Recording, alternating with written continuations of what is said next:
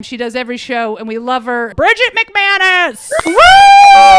You guys, my 12-year-old dog Francine tore her ACL, which means her football career is over. We took her to an orthopedic specialist, and she's hopping, and it's really sad, but there's good news and there's bad news. The bad news is the surgery costs $7,500. Wow. And the good news is she has 3 other legs to walk on. They said it's not an emergency, so we're like taking a pause on the surgery. 3 paws. That's jokes for Susan and Jana because they wrote it last night. Yeah. Okay. Our last Gays R Us show took place on January 6th, which was a horrific day in the United States. The whole time we were doing our show, I'm happy you guys were there. I just wanted to be watching Rachel Maddow. And I just was glued to the TV, like many of you. And seeing all the footage of the insurgents on the Capitol, I realized that I am not in shape for a civil war. Like, did you see those Nazis? They were climbing walls like Spider-Man, like pole vaulting. I saw one of them do the shot put. Those insurrectionists were ripped. And it turns out some of them actually trained for the riot by doing extremist CrossFit. Yeah. A new workout for domestic terrorists. Do you think JFK Jr. is still alive? This is a real headline.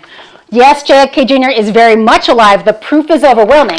Do you want to get in shape for the no-fly list? No flying. Grab your kettlebells and swastika and head to Extremist CrossFit. Not affiliated with the regular CrossFit. Don't sue me. I just felt like that needed a commercial. Yeah, so anyway.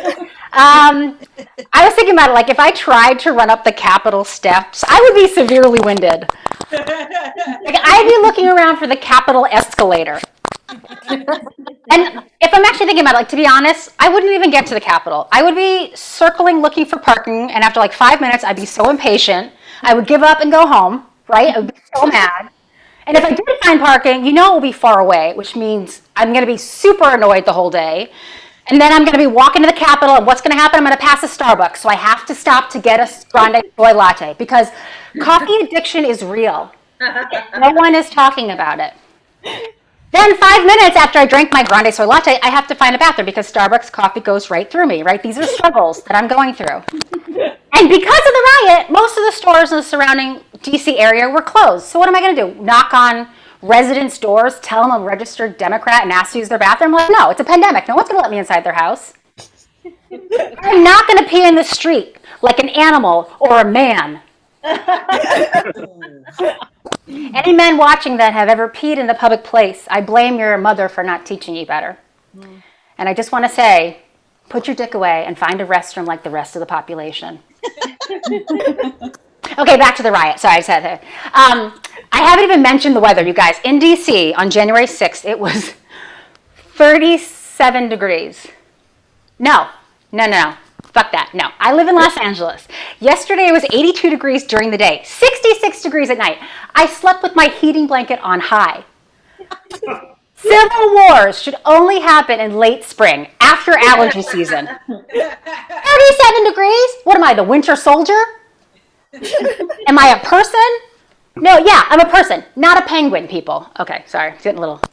But I have to be honest with you guys, even if the weather was good and I had my own private bathroom in DC and with plenty of hand sanitizer and everything, I still would not be rioting in the streets. I would be at home on my couch with my 2 dogs and my 2 cats, drinking a hot toddy, while crafting an aggressive email to send to my representative. But before I sent the email, I would have it proofed by my wife, Carmen, because she'd fix all my bad grammar, add some big vocabulary words in that I don't use in regular life just to make me seem smarter. Because my wife edits all my emails, you guys. So if you've ever received an email from me that rubs you the wrong way, blame my wife. The original email that I wrote was lovely. My wife is actually a professional writer and an editor. She's done it for more than 15 years. So she's kind of on like editing autopilot. On Mondays, I go to the grocery store and I handed her the grocery list this week and I asked her to add any items that she wanted. And she gave it back to me with a bunch of notes in red. She corrected my spelling for kombucha, which is hard, okay? And she changed loaves of bread to loaves of bread. I mean, come on. Is it loaves? Is it loaves? What do we think, guys? Loaves? Loaves. Sounds like nobody knows. Great. Cool. Okay, so nobody knows. My wife and I have spent the last 329 days together. But who's counting, right? One of the blessings of this year, one of the few blessings, is that I've grown a lot closer to my family. I talk to my brother and my sister every week. They're both on here. Hi, Audrey. Hi, Pete. And I talk to my parents at least once a day. And my mother, who just turned 70, she has been telling me stories about her childhood that I've never heard before. So I wanted to share one with you because I thought this was really amazing. She told me that when she was 9 years old, she was bullied by a group of neighborhood girls. And when her mother, my Nana, saw these girls roughing up my mother, my Nana told them to stop ganging up on her and that my mother would fight the girls one at a time. So my 9-year-old mother walked up to the tallest girl, knocked her down, and beat the shit out of her. And no one in that group ever bothered her again. And you know why she did that? Because she trained at CrossFit for antagonized children. You can run, but you can't hide from my 9-year-old mom. Thanks so much, you guys. Yay! Bridget McManus!